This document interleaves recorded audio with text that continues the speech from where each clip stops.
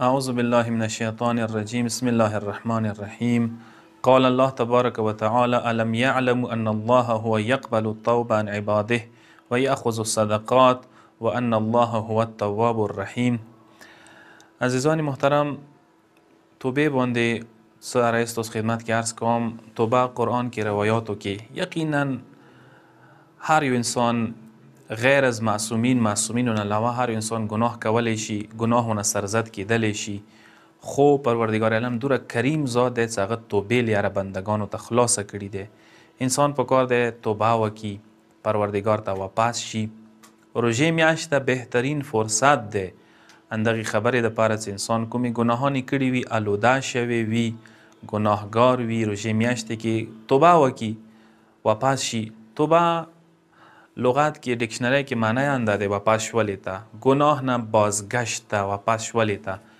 او مطلب دا چې انسان ته توفیق د توبې میلو شي، خدای قبوله کړي. ورنه کسه قرآن مجید کوم آیه ما تاسو خدمت کې عرض کړل دي کې پروردگار عالم یې چې الم یعلم ان الله هو یقبل التوبه عن عباده. خدای خپل بندگان توبې طرف ته بلګي، دعوت ورکوي چې آیا تاسو ته پته نشته دی چې خدای توبې قبلونکی دی، بندگانو نه صدقات خستونکی دی، خدای تواب رحیم دی، یعنی خدای ډیر زیات مهربان دی او ډیر زیات توبې توفیق ورکوي، توبه نه قبلوي. خدای خپل خلکو ته دعوت کوي چې بندگانو توبې دروازې د تخلاصي دي. خاص کر ماه مبارک رمضان کې پیغمبر کرم حدیث دی چې الله افرح بتوبة عبده من الأقيم الوالد ومن الضال الواجد ومن الضمان الوارد. پیغمبر کرم یې چې خدای ډیر زیات خوشحالیږي چې یو بنده خدای ته توبه وکړي، سار کې یږدوي صحیح طریقې سره، هغه کس نه چې هغه اولاد نه کیږي زوی خدای ویر کی، هغه نه پورته خدای خوشحالیږي. یو هغه سې کس انسان یو شی ورک وي، ډیر قیمتي شی وي، پیدا وي کی، هغه څومره خوشحالیږي، هغه نه پورته خدای توبې والا کس توبې نه خوشحالیږي. یا هغه سې کس هغه سار وي، تږی وي، هغه ته اوبه میلو شي، هغه څومره خوشحالیږي اوبو ته، هغه نه پورته خدای خوشحالیږي د هغه کس توبې باندې چې هغه خدای ته توبه وکړي. اندیشان سره سوره شورا 25 نمبر آیه د پروردگار عالم یې چې هو الذی یقبل التوبه عن عباده. پروردگار عالم هغه ذات دی چې بندگانو توبه قبلوي و یعفو عن السیئات، د خلکو بد کارونه ګناهان معاف کوي، و یعلم ما تفعلون، خدای ته پته تاسو چې کوئ چې م کړي دي.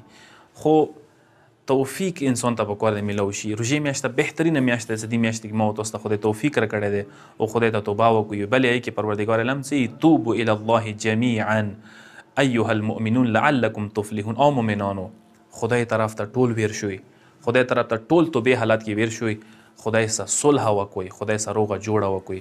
روژې میاشته هم فرصت دی ما او تا دپاره چې خدای سره انسان روغه جوړه وکړي. تأخیر کوله توبې کې د شیطان کار دی.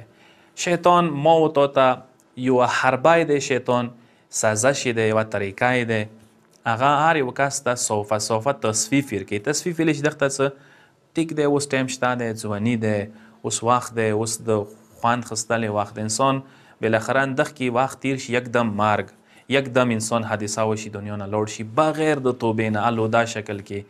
نو کسه قرآن آیه دی چې والذین اذا فعلوا فاحشه، کوم کسان چې فاحشه بد کارونه وکي او ظلموا انفسهم، یو خپلو ځانو باندې ظلمونه وکي، ذکروا الله، او بیا د خدای ذکر وکي، خدای یاد کی، فاستغفروا لذنوبهم، خپل ګناهانو ته استغفار وکي خدای ته. ومن یغفر الذنوب الا الله، پروردگار عالم چو گناهانی معاف کوي شي سوا د خدای نه، الله نه.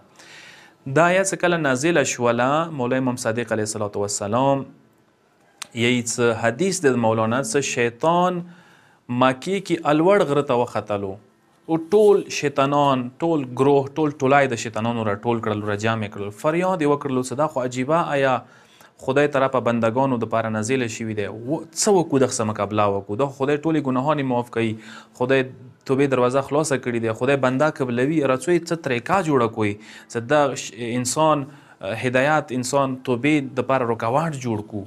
نو یې چې یو پاڅېدو یوه لیاره وخیله، شیطان نه که قبوله، بل پاڅېدو بله لیاره وخه، شیطان نه قبول، بل پاڅېدو بله یو کې پاڅېدو هغه یوه لیاره وخیله، شیطان ډېره خوښه شوله، هغه ته وسواس خناس نه هغه شیطان پاڅېدو، ټول نه غټ شیطان، هغه دوی چې ماسې یوه لیاره شته دی. هغه لیاره دا دی چې دې ته بهترین لیاره دا دی چې بندګانو ته، انسانانو ته پکار دی موږ وعدې ورکوو، څه ارزو خواهشات زیاتوئ، وعدې وایو چې اوس ټایم شته دی، اوس ټایم شته دی، اوس وخت شته، اوس فرصت شته دی.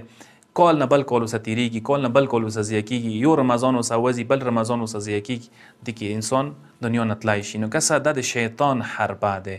رسوی بهترین فرصت دی څه خدای ته واپس شو، خدای ته بازگشت وکړو، پروردگار سره مینه پیدا وکړو، پروردگار سجدو سره، المنځو سره، قرآنو سره، مسجدو سره، پروردگار آیین و قانون و شریعت سره ما و تاسو پکار دی صلح وکړو، روغه جوړه وکړو. پروردگار ډیر مهربان ذات دی.